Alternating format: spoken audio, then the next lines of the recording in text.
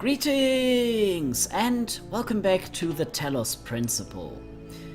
Last time we solved that one, I used a little bit more time than I actually thought I would, but oh well.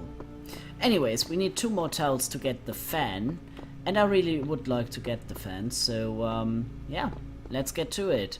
Which is that tile and that one, so without further ado, let's start with this one over here. Third wheel, it is called.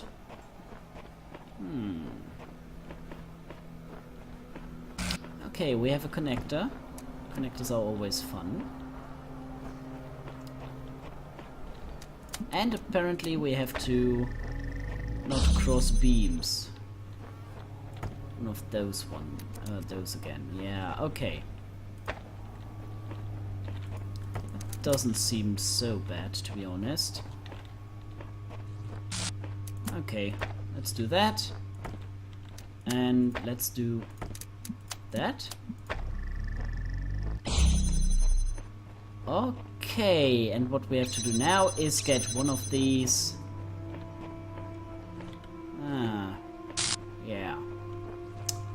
Now this will be a little bit more complicated than I first thought. Oh well. Yeah, I will have to get back by...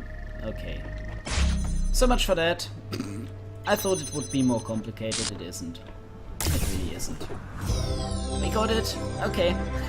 Next one. Much easier than anticipated. Okay. What's with this one then? Over the fence. We have cubes. Cubes are cool. Boop. And a boop. And a boop. We need to do that. We get the jammer. We do that and... Really? That can't be all. Seriously? I'm a little bit confused because those last 2 were incredibly easy. And the one over there was quite hard. Anyways, yeah, let's complete this world with the last one. And then we can unlock the fan. Okay, Road of Death. Okay, cool. Yep, now I see why it's called the Road of Death. And I need to get there. Okay, there is a QR code. Let's read it. Epitaph. Child program version 72.1.0023. Codename Zamzara. Terminated here. Logic. Program timed out. Final memory dump. But I was stuck. What was I supposed to do?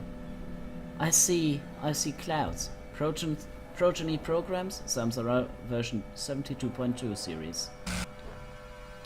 Whatever happened there?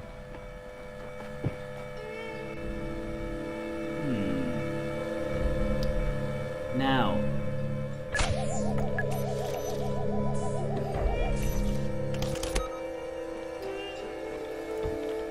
I want this. Right. And now, let's see.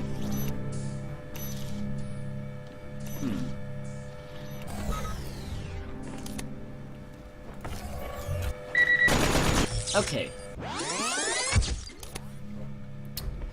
Road of Death. We don't want that right now, but we want that.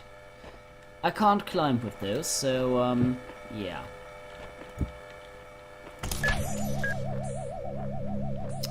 How is this supposed to work then?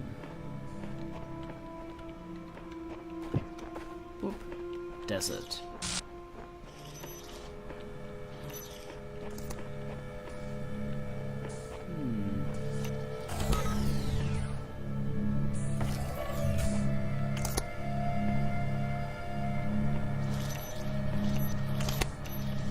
What actually happens if I run in the middle? Oh, the middle is good then. Okay, it's good. That's good. Now we know that, we can actually use the jammer and then get this thing through. Much more straightforward than I thought.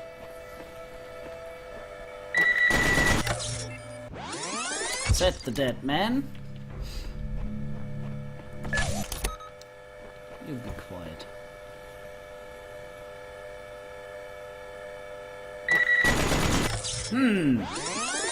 Why doesn't that work? Quiet, you. Can't push it.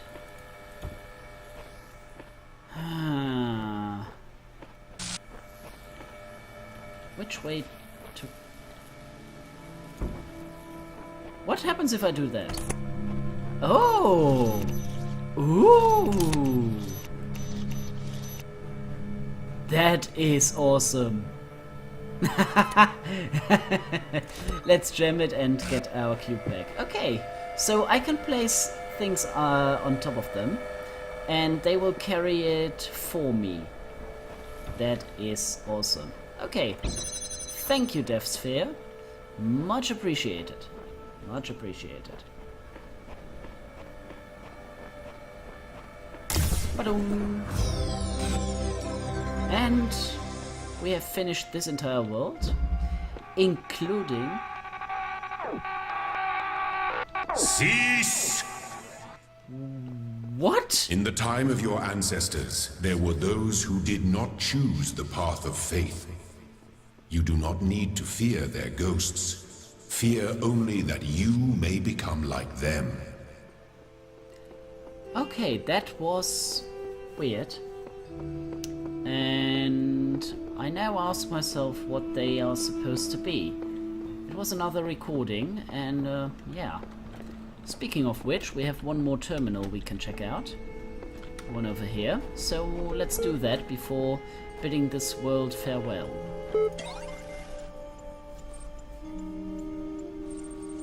Hello again. I've been checking your responses against library archives, and in order to assist you further, I need some additional information. Can you tell me what it is to you the important difference between a pebble and a tree?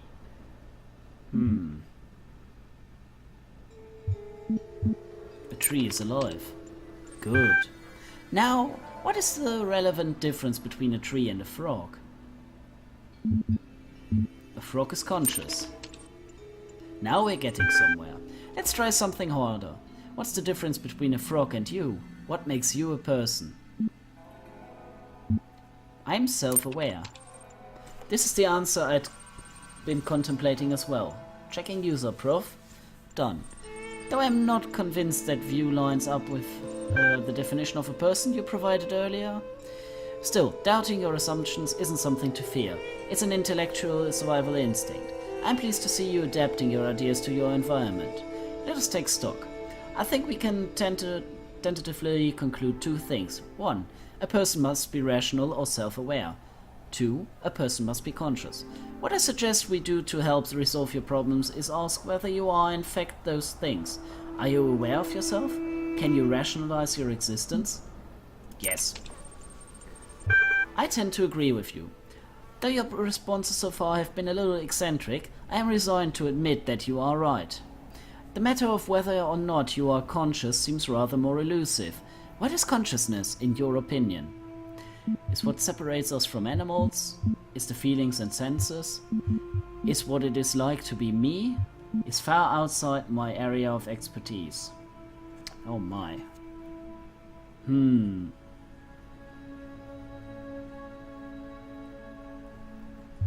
Let's be a little bit egocentric.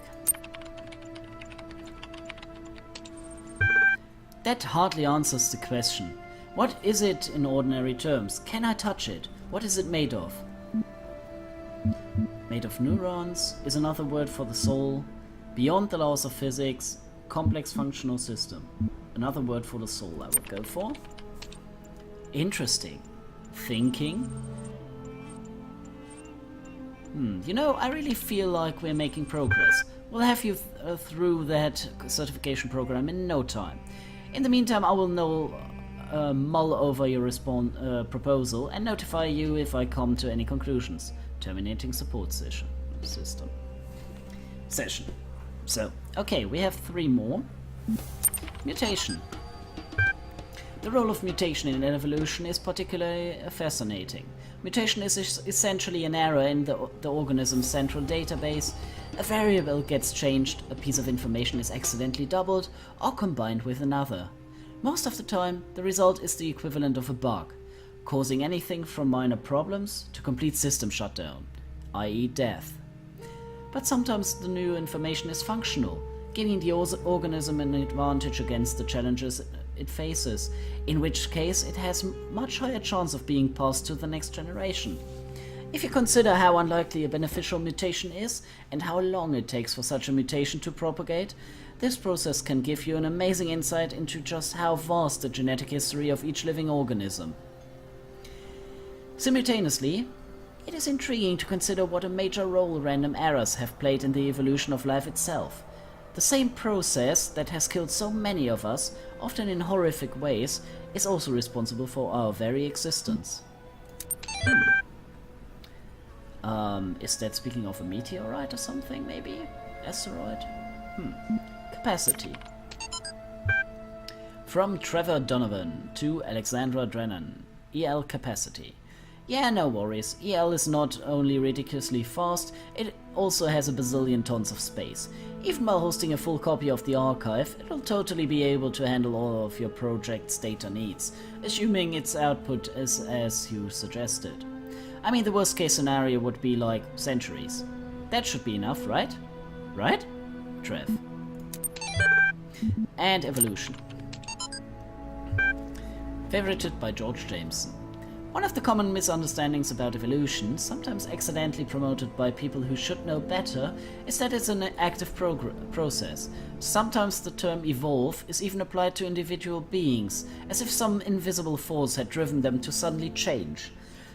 But the truth is that individuals don't evolve. The term evolution describes a long-term process that can be observed in an entire population across time due to, example, in response to an external threat or challenge. If an individual coincidentally has a trait that allows it to deal with that challenge more effectively than others, it is more likely to pass on that information to its descendants. That information gives them an advantage, so over time they become the dominant model of that species. The individuals experience no significant genetic change during their lifetimes, but each of them is part of the evolution of the species. Interesting, so if we now combine that with stuff we already found, you know what? I will leave you to your thoughts, and we'll meet again in the next episode back in the temple, and I will reveal my thoughts towards those last 3 pieces of text to you. So, thanks so much for watching. If you enjoyed this, like, comment, subscribe and share. And I certainly hope to see you next time. So, until then, yours faithfully, the Pastafarian.